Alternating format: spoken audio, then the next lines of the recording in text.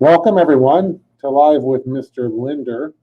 I traditionally have a guest every week, but this week I have someone behind the camera to help with my AV work and presentation. So it's just going to be me as far as speaking, but I have a very talented producer that's going to help make sure that we get the information and answer questions as we roll out officially our welcome back plan.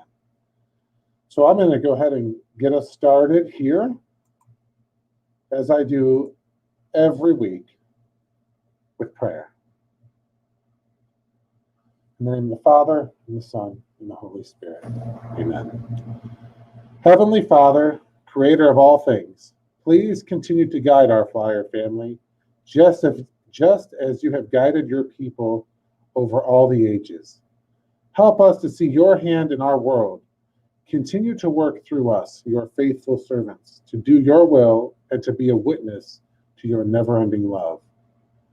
As we work to prepare for the upcoming school year and all of its challenges, may we find peace in you. May we find wisdom in you. May we find understanding in you. In your most holy name we pray. Amen. In the name of the Father, and the Son, and the Holy Spirit.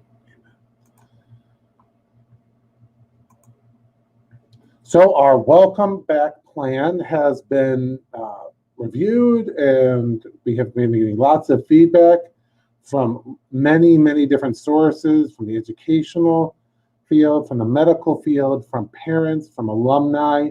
So this is your plan. Thank you for helping us build it.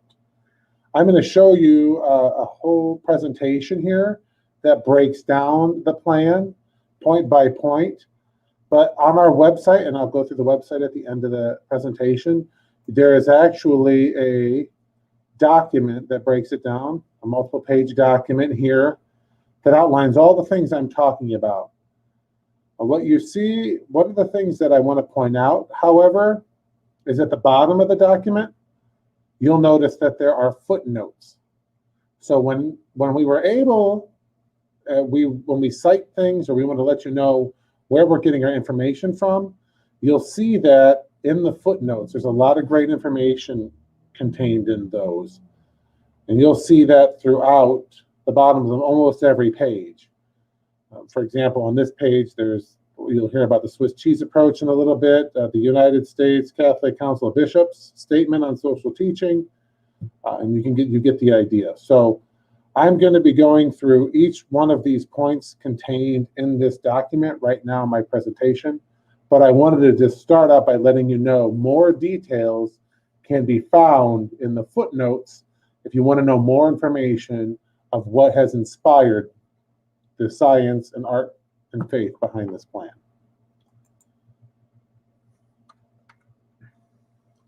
So, our welcome back to school plan. The outline for today is I'm going to talk about the why and the importance of opening up school and the goal of our reopening. So the why and the goal. So we believe in order to best meet our mission, and you can see it there, we need to be together as much as possible for our students. And this belief is rooted both in our Catholic faith and in science. Oops. So let me go to the faith component. You can see Catholic education works best when parents, students, and the school community take an active role in teaching and learning. Our school incorporates faith in all subjects and times throughout the day. The best way for us to grow in faith and learn academically is through modeling, instructing, praying, and providing feedback. Catholics are a social people, a communal people, a faith community with the Eucharistic celebration as the pinnacle of our religious traditions. This is all accomplished through being together face to face. We are better when we are together. Equally as important is the science component. This would be an example of where there would be a footnote. The American Academy of Pediatrics guidance outlines benefits of in-person learning versus the unintended negative outcomes of prolonged absences from school on students' academic learning, social and emotional health, and overall student well-being. So what we're working through here is the importance of the learning that happens and the gaps that can grow if we are not together in person learning.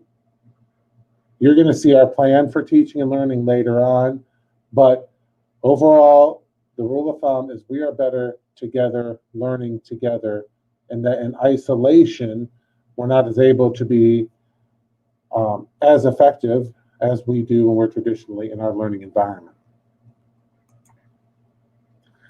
Our goal to maintain as much as safely possible a face-to-face in-person learning experience in the classroom, so as to experience more fully our Catholic faith while ensuring a healthy environment for students and staff.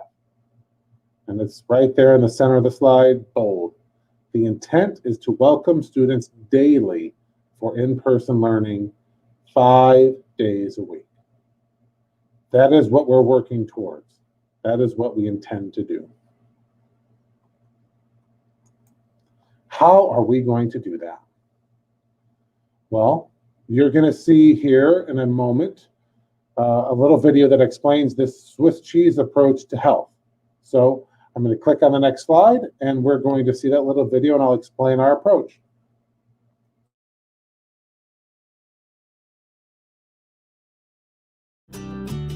When it comes to COVID-19, no single protection is perfect.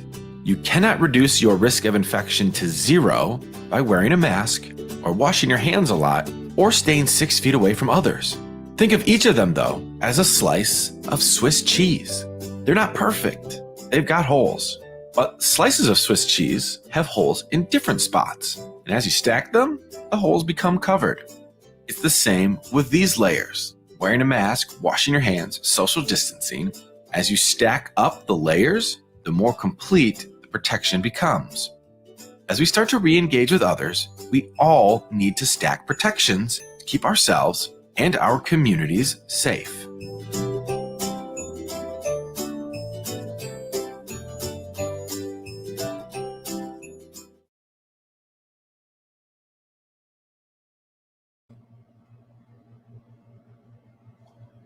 So as I go through, I'm going to explain the various layers that we are putting in place to keep us safe. Staff, students, family, our entire school community. The first one, face coverings and the importance of them. And we define here a face covering is any way to restrict the spread of droplets from the mouth and nose. You can see it may include a face mask, a face shield, or any combination of approaches that restricts droplets from spreading. And then we have, you'll see on the next slide, we've created grids of ages, activities, when face coverings are going to be required. So you can see in pre-3 and pre-4, this is something that I talked with Mrs. Reynolds a few weeks ago. We're going to be keeping kids in groups of 9 students to 1 adult. Our youngest students' face coverings are not required. They are allowable, encouraged if students and families are able and comfortable doing that. In grades kindergarten through 2nd grade, you can see if there's 3 feet or greater distance between students, those younger students are not required to have face masks. However, if they feel comfortable and would like to, they may do so. But if you are closer than 3 feet for more than 3 minutes, that would be a yes. You would wear a face covering for that. So that's kind of guidance for our teachers to know that if I'm going to have students scheduled to be together in close proximity, we would make sure that they wear those face coverings. 3rd through 6th grade, 6 feet or greater distance between students in the classroom with teacher permission. They are not required. Now I want to go over what I mean by teacher permission. It's not that whether the teacher feels comfortable or not. It's based off of what activity the kids are engaging in. And for example, the most traditional one I can think of is if someone's playing an instrument or something, you wouldn't be able to necessarily wear a face mask while you do that. But if you're doing normal teaching and learning, face masks are required regardless of the spacing, but the teacher permission would only be with a particular activity that it would be impossible to do without wearing a face covering. And then you see here playground. That would be a physical activity. Kids are doing physical activity. That'd be another example of not having to wear a face covering. Another thing to note, you'll see on all these slides, it says staff members will wear face coverings. Staff is well aware of that, and we're working through those things. Junior high school, you can see that face masks will be required. The only caveat would be, again, the example of band or something like that, and they would have to make sure that there's more than 6 feet difference, or if there's a PE class where kids are running around. You don't wear a mask when you're doing physical activity, but we would have to make sure we're maintaining distance and doing a no contact activity for that. Layer 2, hand washing and use of hand sanitizer. So this is an example of feedback that I've been getting from various people and review of medical information, educational information. This particular layer has been getting more robust. So you can see students are going to have access to hand washing and hand sanitizer throughout the day. Hand sanitizer dispensers are available at every entrance, classroom, and hallway. I've shown on one of my Facebook Lives an example of a stand that we have at entrances to be used. One of the things that I added to this today was everyone is going to be expected to use hand sanitizer when entering or leaving a room. An example, I think I have one over here somewhere. I'll be right back. What that looks like.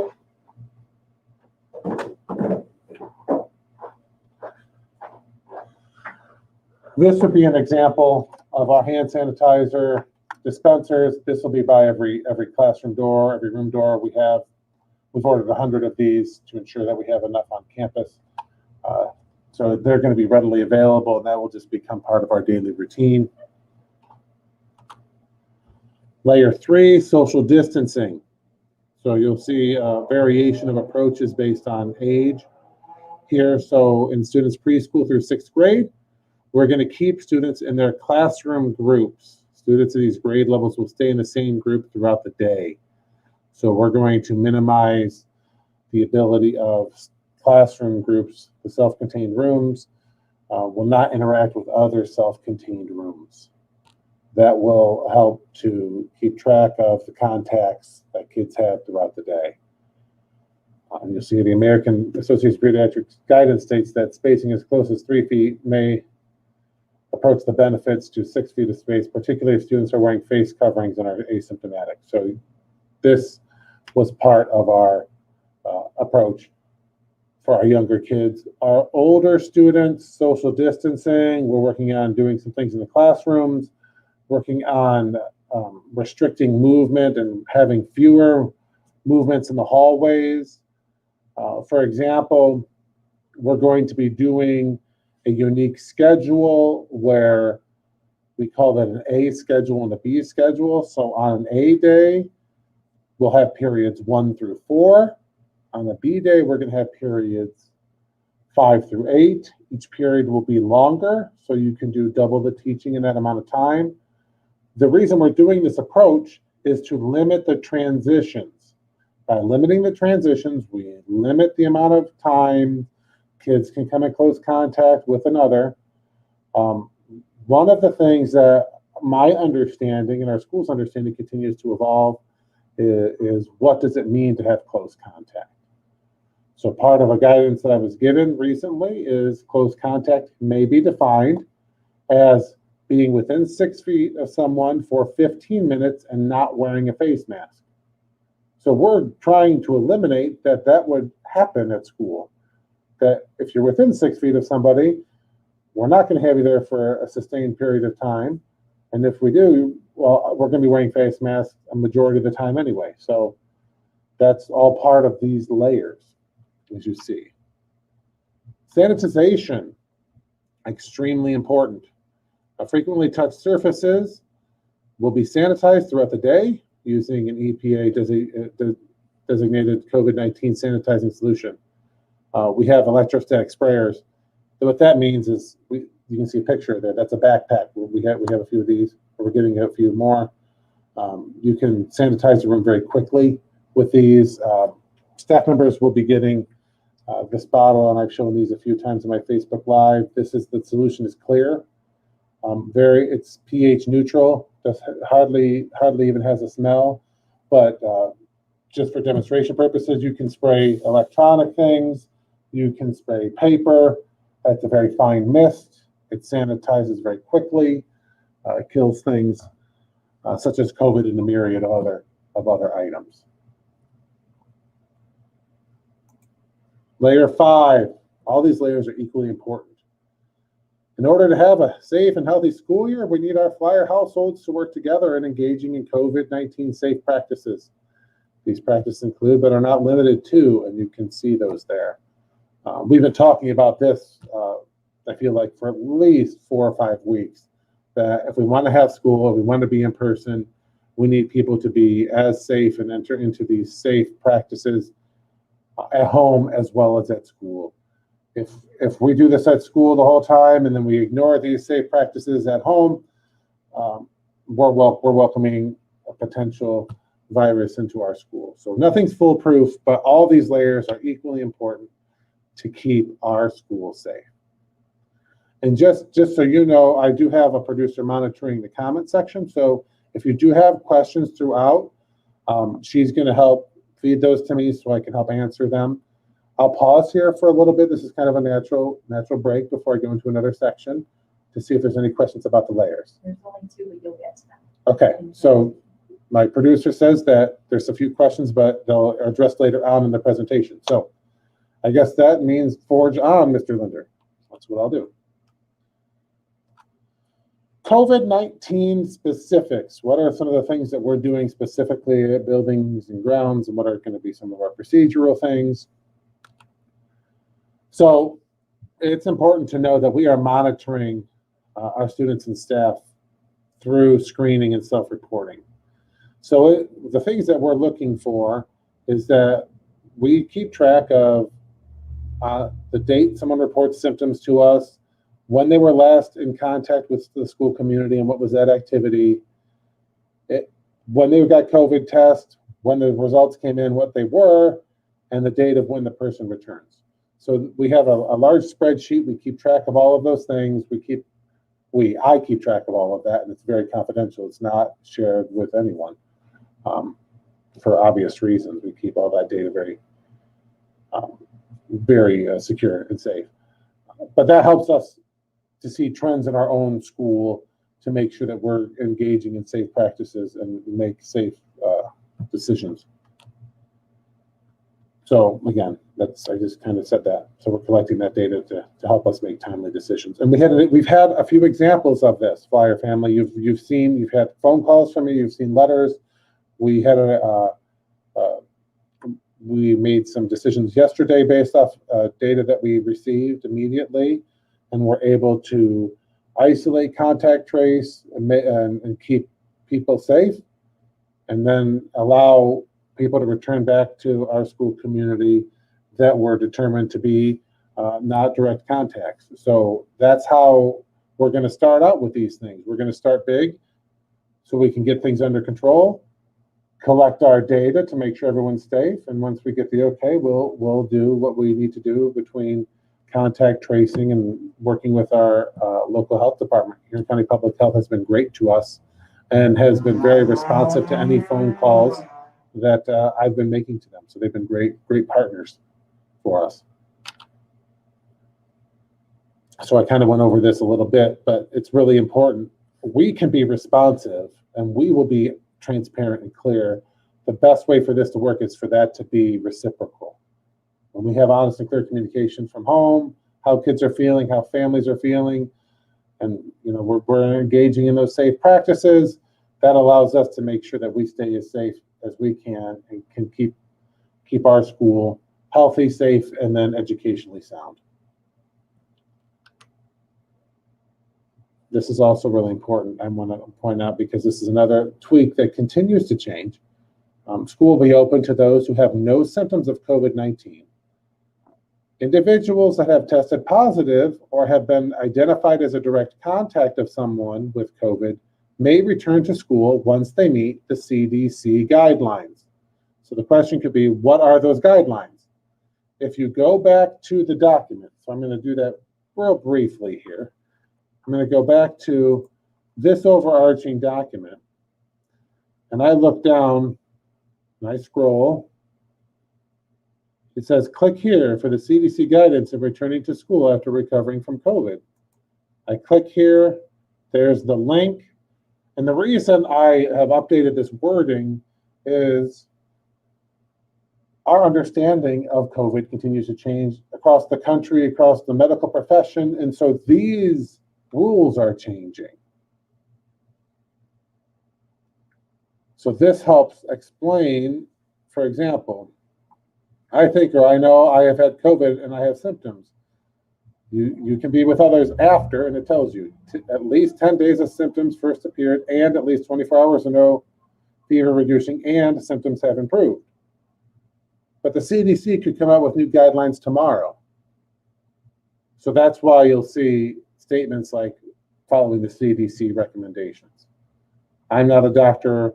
I've worked with various ones on this plan and other people that have been working with COVID. So some of this stuff is a moving target. That's why we have links, and we're going to the best information that we have available to us.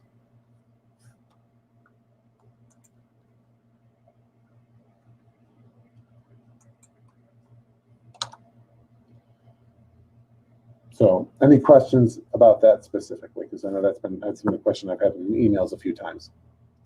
All right, I'm getting ready to have a second video. I'm going to pause a little bit as we get ready for the production of that. You may need to turn up your volume a little bit. We have it's just a little vignette that talks about our school approach to the contact tracing.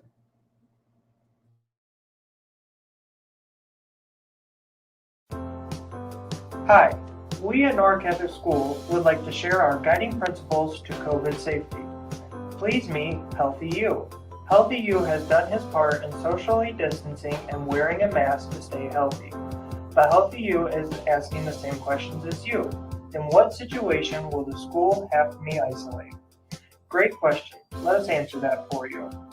Here are two scenarios for Healthy You. Scenario number 1, contact of a contact. Yesterday at practice, Healthy You had been around Close Chris. Close Chris has come into contact with somebody who has tested positive for COVID-19. Close Chris must isolate himself for 14 days from the last contact with the person who has tested positive for COVID-19. Healthy You, however, is not required to isolate because he is only a contact of a contact.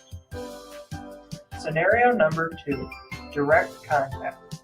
Last week on the playground, Healthy You had come into contact with Positive Pam.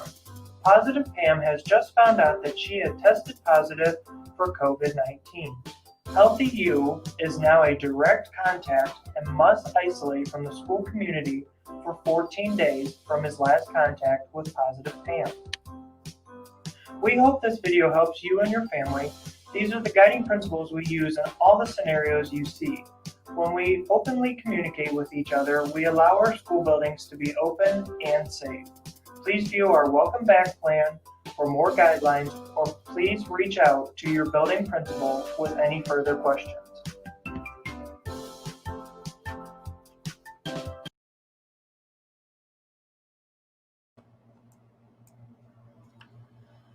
So thank you for watching that little presentation, that little video that was put together. But you'll note that I just talked about we're going to be following the CDC recommendations, and in that little video we talked about 14 days. That 14 days may change depending on what that guidance is from the CDC and our local health department. So we're going to follow those guidelines. But the idea and the message is the same. If you are a contact of a contact, you're not, there's no isolation. But if you are a direct contact, there is. And obviously, if you contract COVID or you have symptoms of COVID, we're going to ask you to stay home.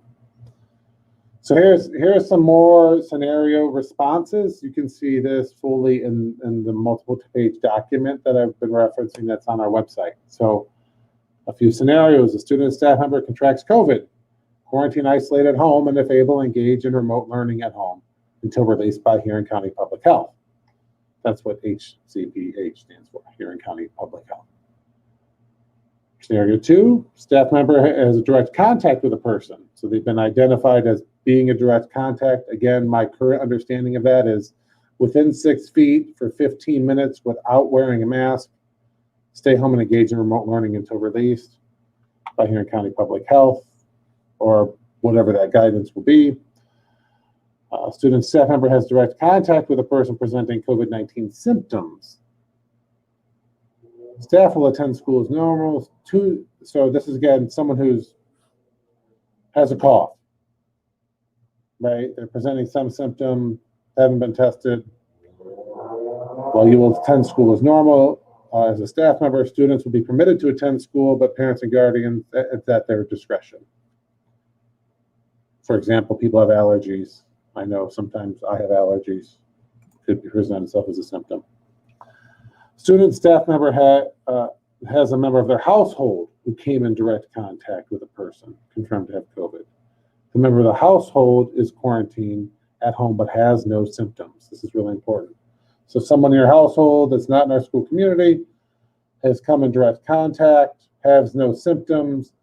That would make me a contact of a contact.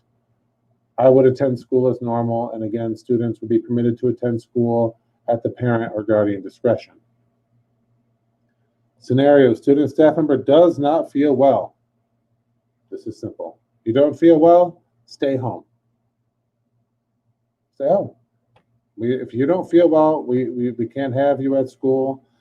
I know I have done it. We're kind of raised in a culture that says, gosh, unless you're really sick, you should be going to school, you should be going to work. Well, obviously, we have to change that paradigm and that thinking. If you're not feeling well, stay home. If it persists, contact a doctor, follow medical advice, engage in remote learning if you're able, and return once medically cleared if that's something that persists. So again, if you're sick, stay home. Student presents COVID-19 symptom at school.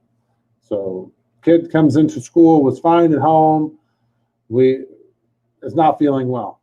Well, we monitor the student, and we'll have each building will have an isolation room that will be monitored by a staff member, and the parent and guardian will be contacted immediately to come pick up the student.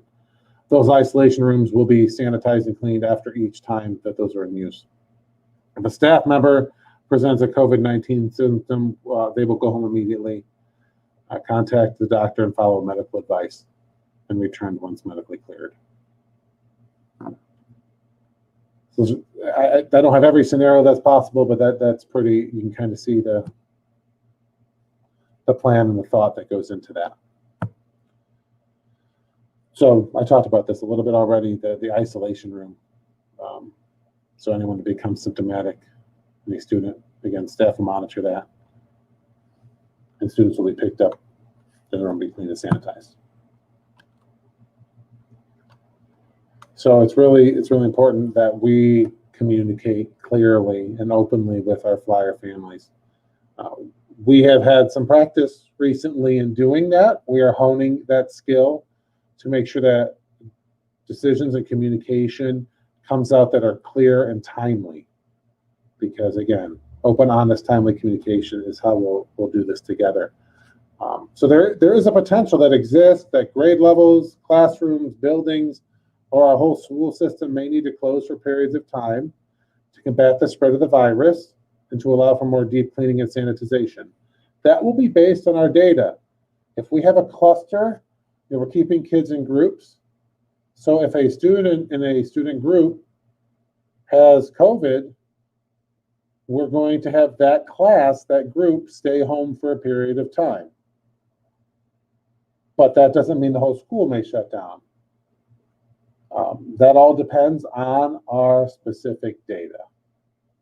So if you followed, if you're a high schooler or you knew of a high schooler yesterday in the band, that's how we handled it. We heard that there was a potential, so we stopped band camp, we stopped the afternoon, we did some contact tracing, communicated out to those that needed that information and directly contacted the direct contacts, and then communicated out to the band. So that's how we're going to try to do those types of things, is keep that open line of communication, to be very specific and very targeted. And you can see the notification for any closure will occur via a recorded phone message by myself or a designee. But we're looking at also using text messages. We have some capabilities to do that. We want to make sure we're pulling the right cell phone numbers and things. So when we send out a text message, people do receive it. I know I'm as guilty as anyone else of getting a lot of emails and maybe not always seeing information. So we've heard that feedback from you guys as well. So it's important that you do check your emails for communications from the school, not just in your inbox, but maybe in promotions or spam. Sometimes we're finding that information does go to spam. But again, check those emails. We're going to try to make sure that when there's really pertinent information, we send it out in multiple ways. This is an exciting announcement that I think is a game changer for our school, regardless of COVID or not. We have been able to work with Fisher Titus to get a full-time registered nurse at Norwalk Catholic School. So you can see this nurse will help provide medical care and expertise to our school community, will help us monitor, support families, support kids. This is a big win for us. We're excited about it. As a matter of fact, after this presentation on social media, you'll probably see a post. Fisher Titus has a job posting for a registered nurse to be working with our school. So that will be out there for you to click on. If you know somebody that would fit that criteria and would love to be part of our school community, please push that out there. That's something we're going to have here at the beginning of school. So that's hot off the press. This is really exciting. Something that actually came to us through a request during one of our Facebook Live events. People were asking about nursing services. We looked into that. We found a way to do that, make that happen. So again, that open, honest communication is huge. So thank you, everyone, for keeping that open. So that's a huge win for us. We have been making various physical improvements and modifications. I'm going to go over the ones that are specific to COVID. And here are some of the examples. Restrooms. We are equipping restrooms with dividers. And we're also with sinks and toilets being turned off so that there can be appropriate social distancing. There's also going to be a limitation of the number of people in a restroom at a time, and they'll be monitored based on appropriate social distance guidelines. What a blessing it really is. If you've been following anything, if you're driving by school, you'll notice outside the Monroe Street Gym there's been a construction project. That project is our new restrooms in the Annex, which actually are going to allow us to do proper social distancing with our grades 1 through 3 in the restroom. If you ever were in that Annex building prior to this rebuild, you know that those restrooms were really tight, and that would have been very difficult for us to do. But now we're going to have much more appropriate restroom facilities, and we'll be able to do that appropriately in all of our buildings. So that's really important. Another huge improvement is bottle filling stations. We've had people reach out and ask what they can do to help our school to open, and have been very generous in supporting this particular initiative with bottle filling stations. So we're going to have drinking fountains in every building that can fill bottles. So every student will have their own bottles, as it says. They can fill them up the water bottle filling station. So we're not going to have kids drinking out of that part of the fountain, but filling up their bottles. Again, limiting that close contact, limiting, for obvious reasons, that was an important thing to have happen. Again, our flyer community came together and is making it happen for our students. So that's another huge win for the safety. And that's going to be a long-term win for our kids beyond COVID. So mass and retreats, we are going to have a mass experience for every student K through 12. We're working out the details of that.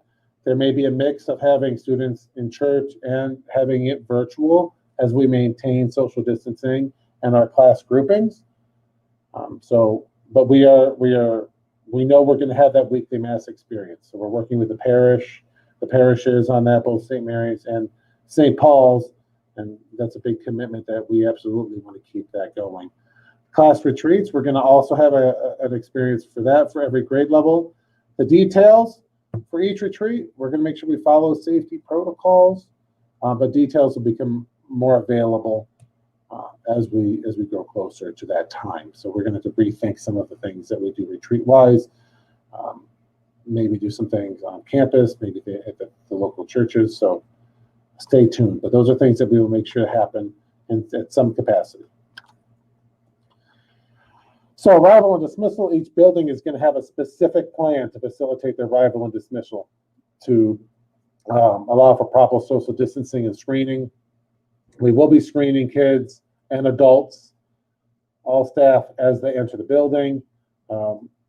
Another person has been very generous and helped us purchase masks and thermometers, no-touch thermometers, so that we have plenty to do this screening in a timely and efficient manner with accurate data. We will be logging all that information for every staff member and every student, so we can have that historical data every time.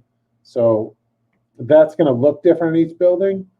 After this plan, after this rollout of this plan, there's going to be rollout of very specific to each building's plan in the coming weeks. So building administrators have continued to work with their staffs and others to what does it specifically look like for elementary pickup drop-off versus high school versus ECC, and those particular details.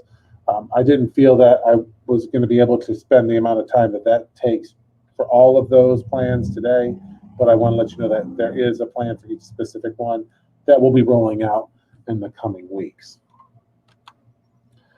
Lunch, we're going to absolutely have lunches every day. You can see here that the locations where they eat lunch will vary based on grade level. So again, we talked about pre-K through 6, staying in their class groups. That will stay the same at lunch. So we're not going to shove all the kids in the cafeteria. I shouldn't say shove. We're not going to have all of them eating in the cafeteria at one time. We're going to make sure that they stay in their groups.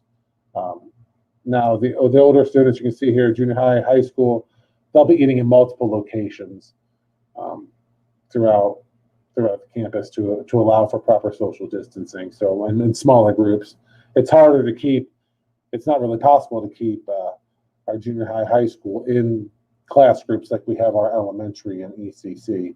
So that's why the approach there is to mask up even more and to limit transitions and make sure that we keep as few opportunities for close contact. Again, reiterating my current understanding of close contact within 6 feet for 15 consecutive minutes and not wearing a mask. So we feel that this plan really does minimize the opportunity for close contact. Grades K through 6 will have a scheduled recess throughout the day as a special class. So recess may happen at very different times because, again, keeping kids in their individual classes to allow for social distancing.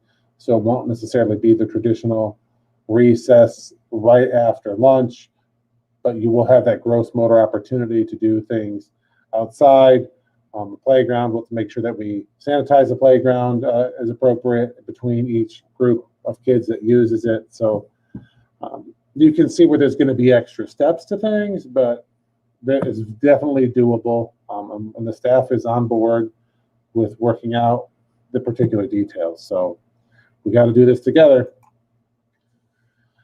Big one, Flyer Clubhouse.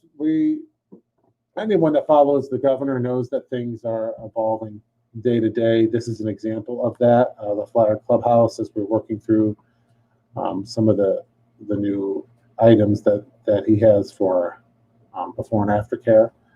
But we're very confident. I can say that we're going to still have it. We're going to have it for grades pre-K through 6. It's still going to be 6:30 a.m. to 6 p.m. available. But there's going to be changes. We're going to make those available as we're able. But at least for family planning purposes, know that it's going to exist. We know that we're going to be able to solve that puzzle. There's been a lot of puzzles to work through. This is another one. We'll have it. Details to be worked out. We have to do a lot of things with the staff, working through some of other guidance to keep people safe and how we go about doing that in a clubhouse setting as well.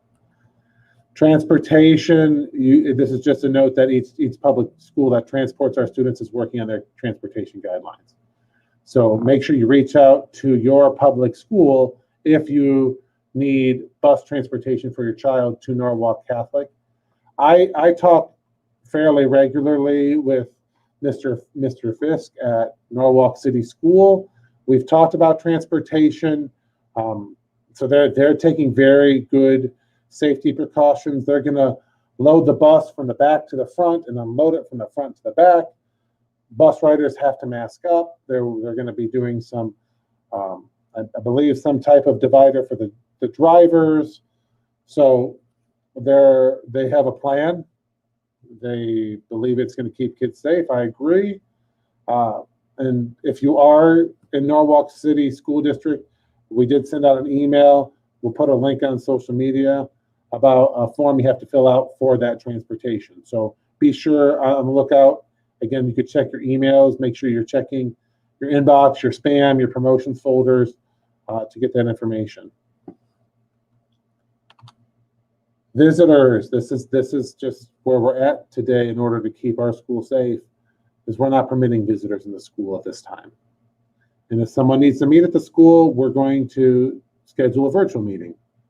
If a face-to-face is the only viable option, we will make sure to schedule that meeting, and that you'll have to be screened and must wear a mask or must wear a face covering prior to entering the building. So really minimize this. We're working on a plan for the beginning of school of how we can safely, specifically for our youngest flyers.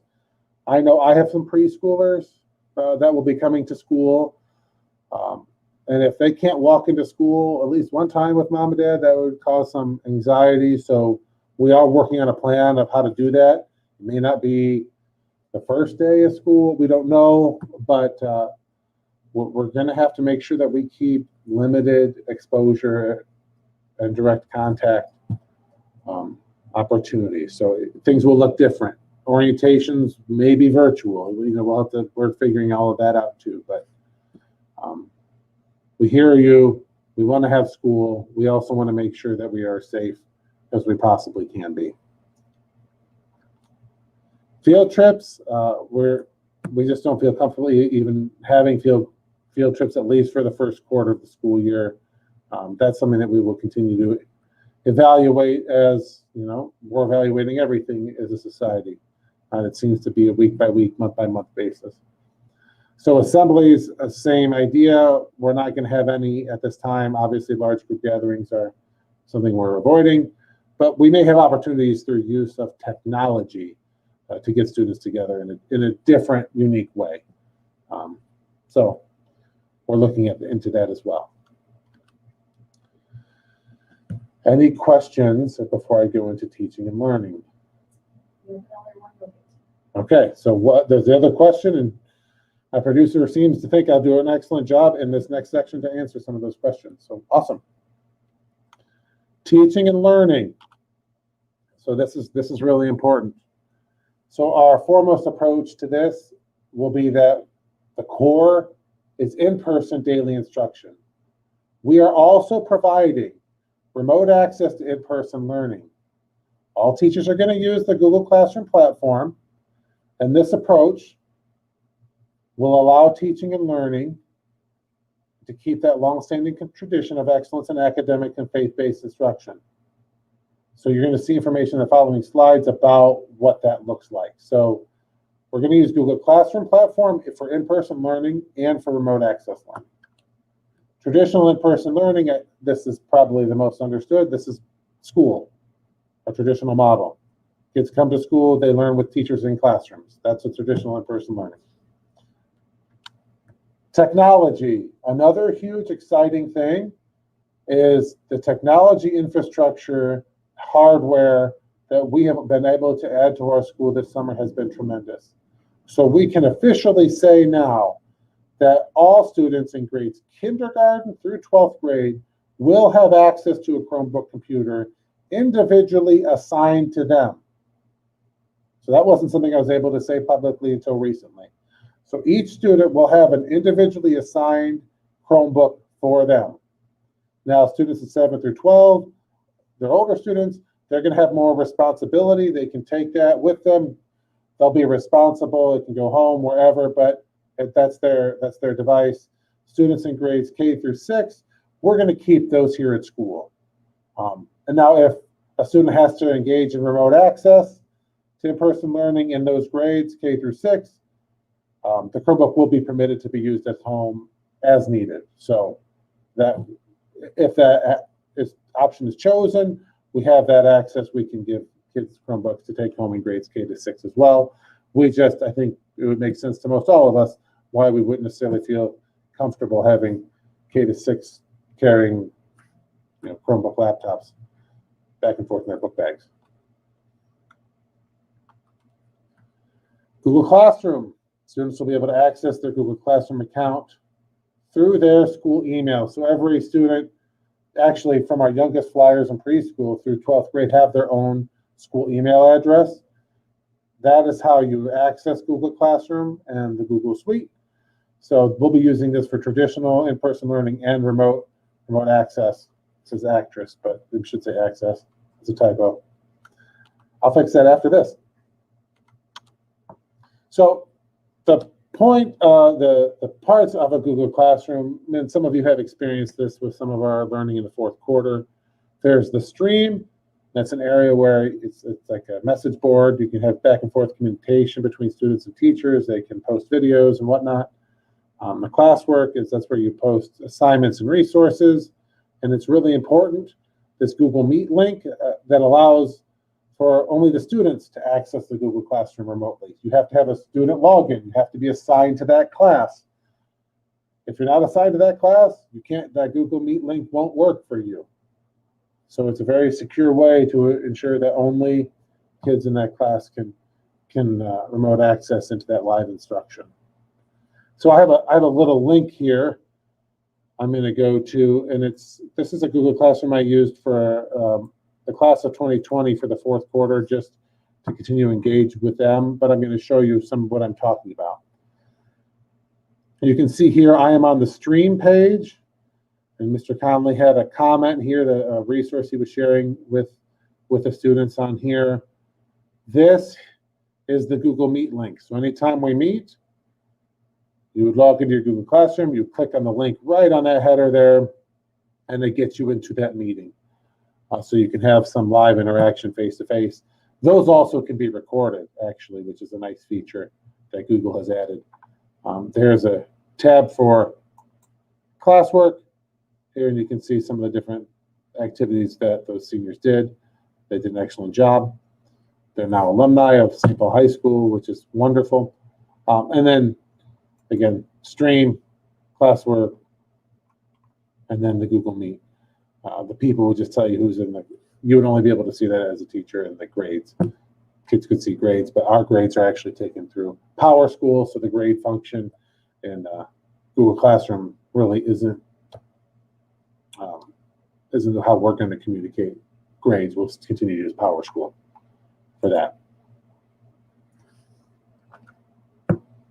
So that's a little bit about the Google Classroom piece. Again, Google Classroom is going to be used when kids are in person, in school, and with remote access learning. This will allow for easy transition back and forth. It will be fluid as it can be. So here you can see more details about the remote access to in-person learning. Remote access, each Google Classroom will have a webcam with a Google Meet link, and I showed you that link. When new content is being taught, the teacher will be able to record that live instruction so students can review the lesson, whether they're in the class or whether they're not. If they're at home being isolated because of a direct contact, they'll be able to be there in live instruction, ask live questions. Each building and grade level will have specific details of what that will look like. So you can imagine at high school, that's going to look different than it is at the ECC versus the elementary. The idea being that when new content is taught, there will be some type of digital video piece available on that Google Classroom. So you might see for an elementary kid a 5-10 minute mini lesson that's been recorded with just the teacher teaching. And then obviously the teacher would turn off that video and then be able to do the work with the kids in the room. But you're not going to be able just to click and watch a whole all day. It's not like a Big Brother reality show by any stretch of the imagination. Specifically for when direct instruction is going on in the classroom, recorded, posted, we're good. The idea is there can be some live interaction, teacher and student, questions can be asked. And we heard you when you talked about the importance of having that live interaction from our feedback from the end of last year. So this is addressing that. Again, the idea is to have it be seamless between both. So along with that, somebody had asked, is it something they can choose to do because of high risk, or is it only available if the person is sick? So that you'll see there's a clarification in the actual document that we have on our website. So if you're going to choose that option, you can as a precautionary measure.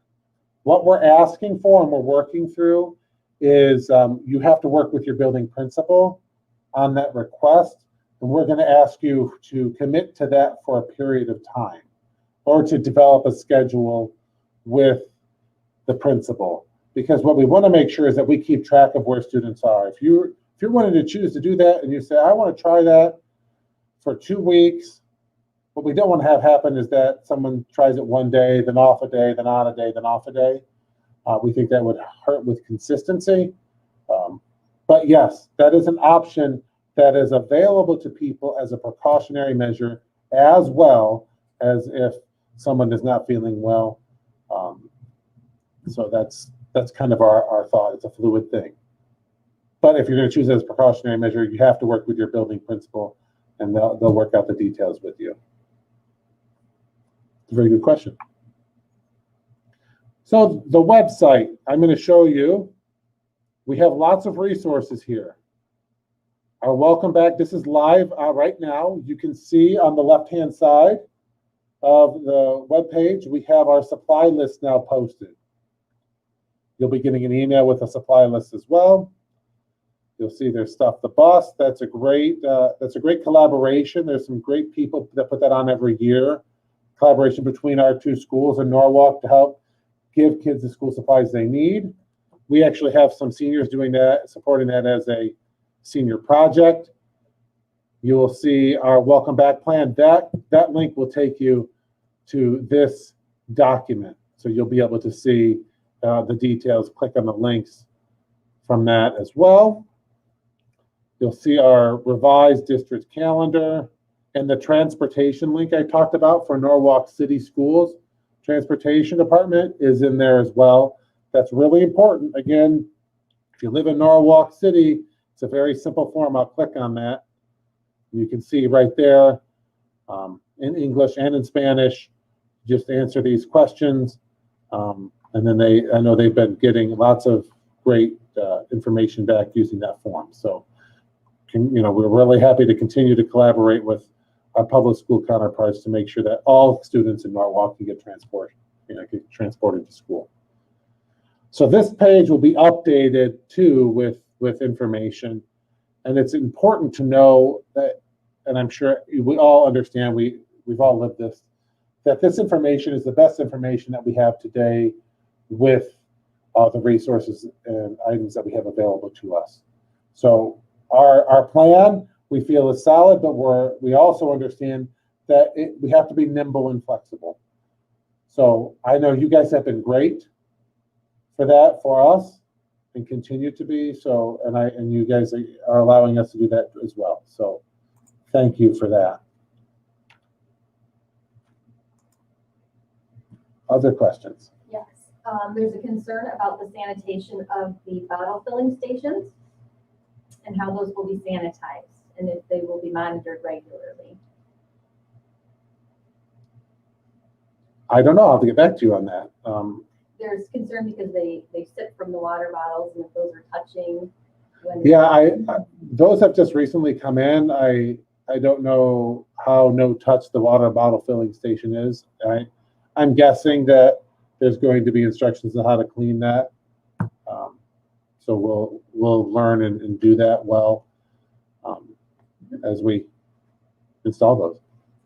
First grade parents that are new, are they going to be offering an orientation for the kids moving to the big school this year? Yeah, so that's part of what we're working on. What does that orientation look like? Is it virtual? Is it a combination of virtual and scheduled individual meetings that we allow people in, because we understand the importance. Our youngest learners need to see school, meet teachers and things. You'll notice that a week before school starts, we do have 5 professional development days. There's been talk about maybe we can incorporate some of those visits in with that. Details are forthcoming on that as we continue to figure out the most safe and make it the most meaningful. I think they need one clarification on if they're choosing the remote access learning. Is it the building principal that they need to contact? Yes. If you are, as a precautionary measure, choosing the remote access, you would need to talk to the building principal. And that's why if you go to the website here, you can see their phone numbers and their emails to reach out to them. And we're still building those protocols too. So please be patient with us as we work with you on what that may look like. I think that's all the questions that we have. Okay. Well, I really appreciate everyone taking their time to come and sit with me and hear our plan. Again, more details, building specific items will be coming out in the coming weeks. Continue to communicate with us. Keep open and honest dialogue. We will do the same with you. We will continue these Facebook Lives for a very long time. And we'll just keep up the good work. And as I say every week, stay healthy, stay safe, and stay positive.